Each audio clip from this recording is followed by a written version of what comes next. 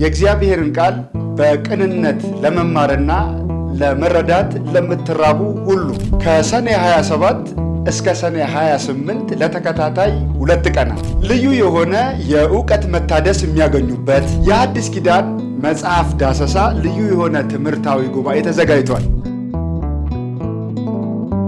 በዚህ ትምህርታዊ ጉባኤ ላይ የአዲስ ኪዳን መጽሐፍ የተጻፈበትን ትምህርታዊና መንፈሳዊ ምስጢራትን፣ ወንጌላትንና የደብዳቤዎችን ዋና መልእክት እንዲሁም ለሕይወቶ የሚሆን ተግባራዊ እውነትን በጥልቀት እንዳሰሳለን። ሰኔ 27 እስከ ሰኔ 28 ለተከታታይ 2 ቀናት በእውነት አምድ የወንጌል አገልግሎት በተዘጋጀው በዚህ ትምህርታዊ ጉባኤ ላይ ቀጠሮን እንዲያደርጉ በፍቅር እንጋብዛለን።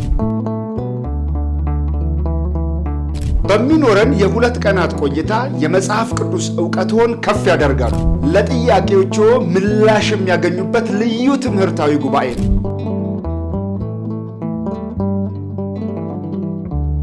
መንፈሳዊ ማንነትዎን በቃሉ ዕውቀት የሚገነቡበት ልዩ የሆነ ጉባኤ ተዘጋጅቷል።